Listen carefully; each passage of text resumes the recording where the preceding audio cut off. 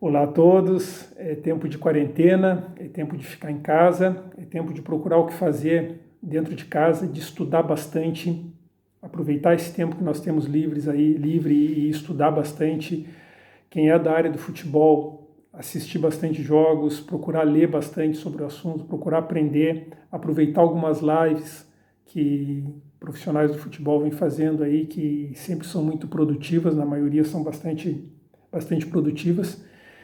Tá, eu também estou numa situação de isolamento e estou isolado fora do país porque a liga aqui parou e junto com a liga, evidentemente, pararam os treinos, pararam os jogos, ou seja, parou a atividade diária que eu exercia aqui e pararam também os voos para o Brasil. Então eu acabei ficando num isolamento mais do que forçado e mais do que o normal, porque estou vendo o pessoal reclamar que passa o dia em casa, né? Eu passo o dia em casa e sozinho em casa, longe da família, conversando aí por rede social, só por WhatsApp. Mas faz parte, é um período que toda a humanidade literalmente precisa passar, então é um período de muito cuidado e que nós devemos seguir sempre a orientação dos profissionais da saúde. Vamos seguir a orientação de quem entende do assunto. Assim como em cada área nós gostamos que a nossa opinião, o profissional de cada área gosta que a sua opinião seja respeitada, então vamos respeitar também a opinião do pessoal da área da saúde. Eu estava acompanhando, como sempre faço, os jogos aí no Rio Grande do Sul, acompanhando o Gauchão e a divisão de acesso, e hoje eu vou trazer para vocês uma das equipes da divisão de acesso, que é o Veranópolis, do meu amigo Christian de Souza, que pelas 3 rodadas que eu assisti, ele se credenciava como um dos postulantes a conseguir esse acesso. A gente sabe que o futebol é muito dinâmico, surgem fatos novos a todo momento, mas pelo início da competição e também não só pelo time, mas pelo elenco que o Veranópolis montou para essa competição, eu acredito que já vinha se credenciando como um dos times favoritos a conseguir esse acesso. Então, o Veranópolis, vou tentar me ater ao mínimo possível aos nomes, até porque esses nomes eles mudam, o nome do atleta ele muda muito de acordo com a circunstância e, pelo que eu pude ver em jogos em Veranópolis ou fora de Veranópolis, a escalação também variava um pouquinho de acordo com o adversário, de acordo com a característica do campo, inclusive isso é um detalhe bem interessante. Então, basicamente, defende com uma linha de 4, 2 volantes, uma linha de 3 meias e um centroavante. Aqui nós temos, quando o Veranópolis construía na sua fase de construção, normalmente avançava os 2 laterais, fazia saída de 3, recuava um dos volantes para trabalhar entre os zagueiros aqui e a amplitude era procurada justamente por esses 2 laterais, certo? Aqui à frente ficava o segundo volante e o meia, que normalmente nos jogos em Veranópolis o Atos fazia essa função aqui voltando, certo? E aqui o Léo Maceió era o cara que afundava entre os zagueiros para fazer essa saída de 3. A partir daí, progrediam com a bola, mas sempre procurando passe.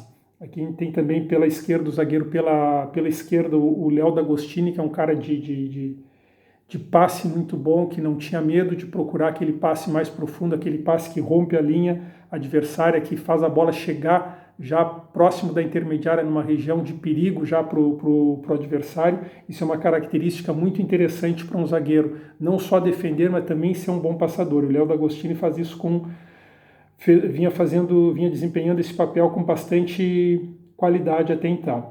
Aqui na frente, nos jogos em Veranópolis, que o Atos jogou, ele vinha junto com outro volante, fazia essa armação pegando o campo de frente. Então ele não jogava tanto na área onde era mais congestionada pelo adversário. Ele vinha aqui atrás, pegava essa bola de frente. Por que eu cito sempre o segundo volante? Como eu falei há pouco, eu não quero me ater muito a nomes, porque nos jogos em Veranópolis, aqui jogou, por exemplo, teve um jogo que jogou o João Pedro, atuou nessa função aqui como outro volante ao lado do Léo Maceió. Então o João Pedro é um jogador mais leve, de passe, de movimentação, de aproximação também, um jogador que procura jogar mais quando tem a bola. Nos jogos, ou no jogo, que eu só assisti um jogo fora de Veranópolis, que foi lá em Criciúmal contra o Tupi, jogou nessa função aqui o Giovani, que é aquele volante mais clássico, mais primeiro volante, que não tem tanto a característica do passe, mas tem mais a característica do desarme. Então, isso é outra característica que eu vejo no Veranópolis. O Veranópolis ele vem moldando a sua escalação de acordo com o seu adversário, de acordo com a situação. Lá em Cristiumal também pegou um campo extremamente duro, onde a bola ficava muito viva, como se diz no jargão do futebol.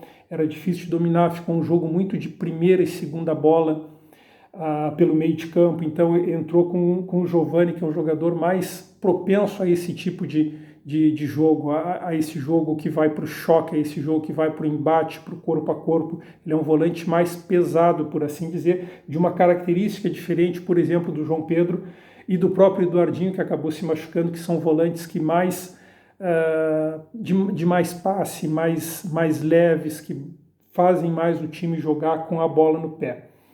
Então, aí os dois laterais abrindo aqui, dando essa amplitude, e um centroavante que até, por exemplo, teve um jogo em Veranópolis que jogou aqui o Marcos Paraná, cumprindo essa função de centroavante da profundidade, mas a todo momento ele saindo, ele fazendo quase que um falso 9, ele vinha aqui no meio, ele aproximava do Atos, ele aproximava do outro volante, ele aproximava desses jogadores que apareciam por dentro aqui, às vezes o Ciola, o Matheus Moraes, enfim, independente da escalação, esse centroavante ele se desprendia dos zagueiros e vinha aqui também armar e propiciar a chegada pelo lado desses laterais, tanto Lara como Dalpian responsáveis pela profundidade.